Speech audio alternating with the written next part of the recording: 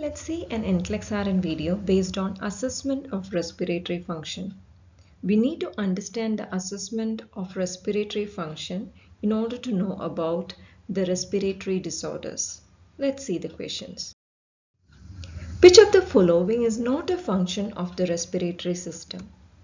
Acid-base balance, facilitating speech, fluid balance, tissue perfusion. The respiratory system is responsible for acid-base balance by the exchange of carbon dioxide for oxygen in the lungs, thus maintaining the body's pH between 7.35 to 7.45. And when dealing with the speech also, the movement of air through the vocal cords allows vocalization of words. Respiratory system helps in the sense of smell also, through the movement of air through the nose, which allows an individual to smell odors in the environment. In the fluid balance, water is excreted as water vapor through the exhalation process. Thus, it helps maintain the body's fluid balance. But it won't do tissue perfusion. Tissue perfusion is a function of circulatory system. Which of the following structures actively participate in gas exchange? Bronchi, visceral pleura, respiratory bronchioles, terminal bronchioles.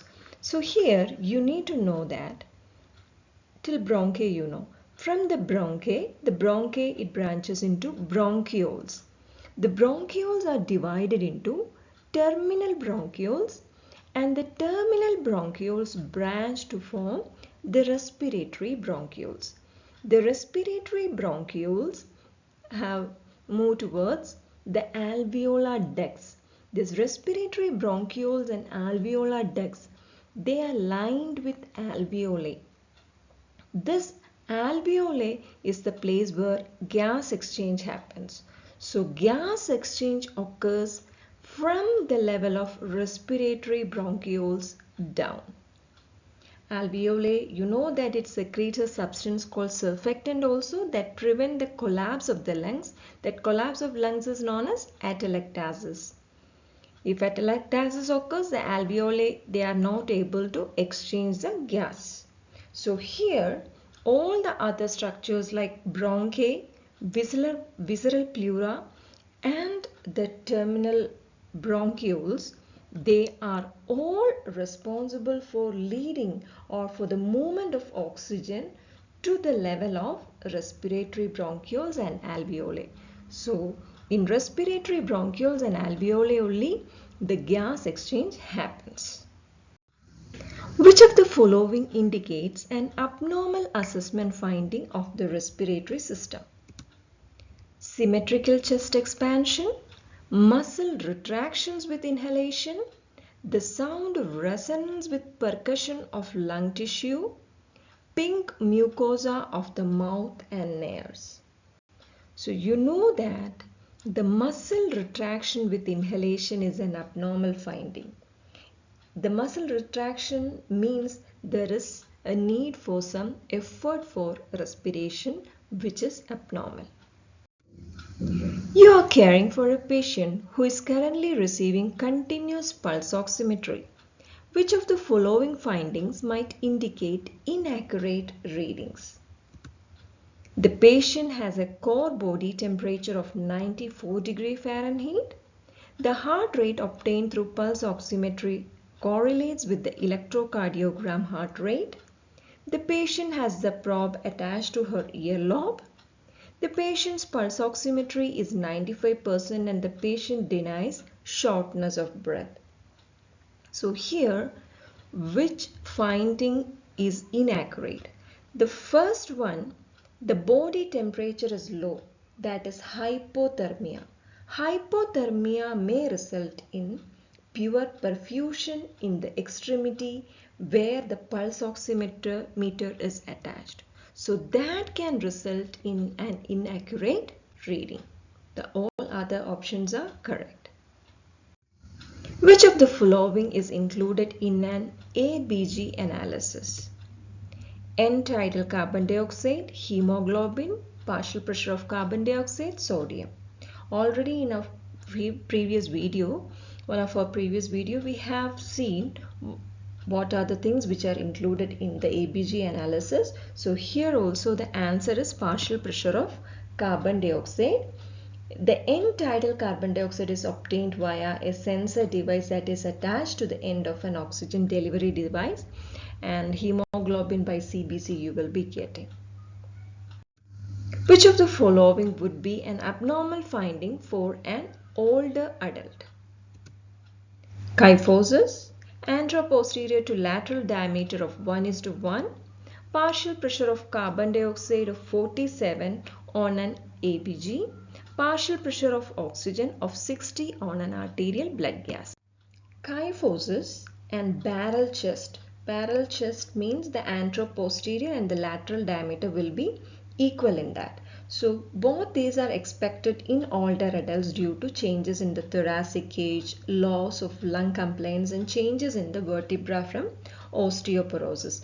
Normally the anteroposterior diameter when compared to the lateral diameter should be 1:2 in older patients, and also the chronic respiratory disease patients like the COPD patients will have a ratio of 1:1.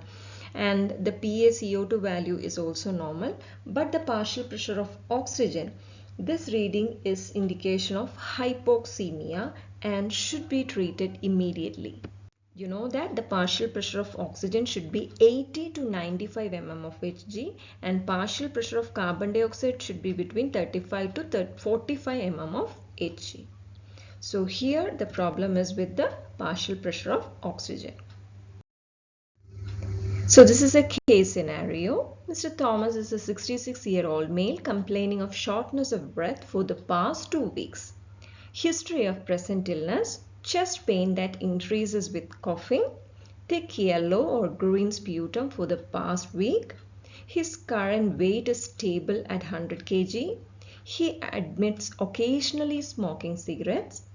The past medical history shows chronic obstructive pulmonary disease and hypertension. Unsure of his immunization status and does not remember receiving a purified protein derivative skin test, that is Mantoux test, to assess for TB, and denies receiving a flu shot. In the past surgical history, he denies anything. Allergies: no non-medication food or environmental allergies. Medications he is taking are amlodipine, hydrochlorothiazide, salmeterol, budesonide powder, albuterol, and multivitamin. When seeing their physical examination of the inspection of the upper respiratory system, nasal and mouth mucosa is pink, no bleeding, masses or deformities are noted in the upper respiratory system. Inspection of the lower respiratory system, patient has a respiratory rate of 20 with even and unlabored respirations. During the history, the patient is speaking freely and does not report any shortness of breath while talking. The patient has skin that is appropriate for his ethnic background with no skin integrity issues noted during inspection. During the palpation, no masses, deformities or crepitus are noted. Trachea is midline and non-tender. The patient has equal lung expansion, anterior and posterior. The patient reports pain that increases with inspiration. Percussion: dullness over the right lower lobe, otherwise hyperresonance is seen. Auscultation: fine crackles in the right lower lobe with inspiration and expiratory wheezes and diminished breath sounds noted throughout. The vital signs: temperature 100 degree Fahrenheit, respiratory rate 22, pulse oximetry on the room air is 91% to 93%, heart rate 90 beats per minute, blood pressure 130/80 mm of Hg. The chest X-ray notes pneumonia on the right lower lobe of the lung. On the basis of the diagnostic studies and assessment findings, the provided diagnosis: Mr. Thomas with pneumonia and exacerbation of a COPD. Oral antibiotics are prescribed and Mr. Thomas is advised to stay home from work until the symptoms subside. The first question: which of the following nursing diagnosis is the priority for Mr. Thomas on the basis of his diagnosis and symptoms? impaired gas exchange, deficient knowledge, risk for infection, fluid volume deficit. In assessment, productive cough and crackles and diminished breath sounds on auscultation, these were found. So these means there is impaired gas exchange. The heart rate, the BP, they are within the normal limit, so there is no problem with the fluid volume deficit. Once the gas exchange problem is solved, later on the knowledge can be updated. Which of the following instructions should the nurse include in Mr. Thomas' teaching plan about the management of his pneumonia? Select all that apply. Begin a robust exercise program. Stop taking the antibiotic once his cough resolves. Smoking will exacerbate symptoms and should be avoided during recovery. To cough and deep breathe at least 10 times per hour to assist with airway clearance. Stay in bed to rest as much as possible. So here the patient has problem with the airway. When we ask the patient to cough and deep breathe, it will help in the airway clearance. That should be done. We should not give high exercises, tough exercises. Light exercises should help with his recovery. The patient should quit smoking. The antibiotic should not be stopped when the coughs resolve. It should be stopped once it is finished. And continuous bed rest, it may worsen the pneumonia. Activity as tolerated can be taken. Which statement by the patient with pneumonia indicates that teaching has been effective? I will return to my provider's office if my symptoms are not improved 5 days after starting the antibiotics. I can continue to smoke following my illness and it will not have any impact on my respiratory status. I will stop taking my BP medication because it will increase my risk for developing pneumonia. A fever is expected until I am finished with my course of antibiotics. So here, which shows the teaching has been effective. The patient should report improvement in symptoms within 5 days of starting the antibiotics. So if the symptoms are not improved, of course the patient has to come back and report.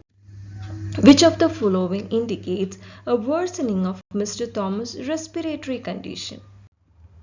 Mr. Thomas is having difficulty speaking during the assessment. Mr. Thomas has wheezes bilaterally. Mr. Thomas' blood pressure has increased to 140/85 mm of Hg. Mr. Thomas' pulse oximetry is 93% on room air.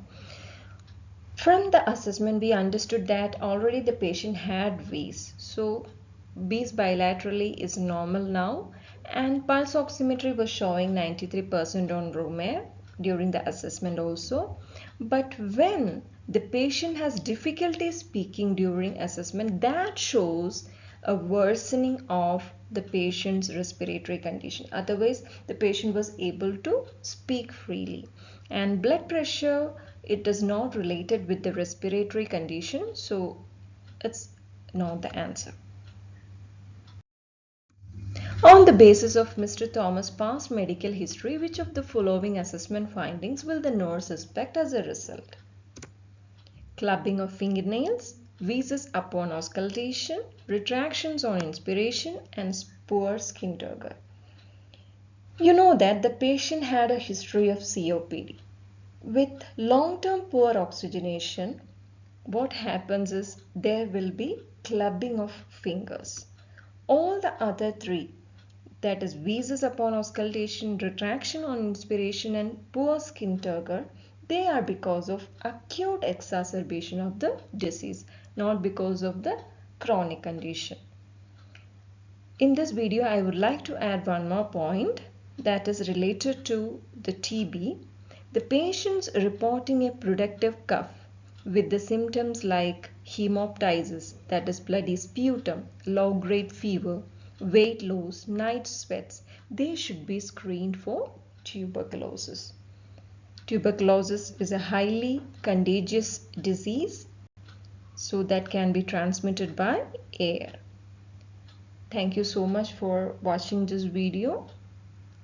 Please do subscribe.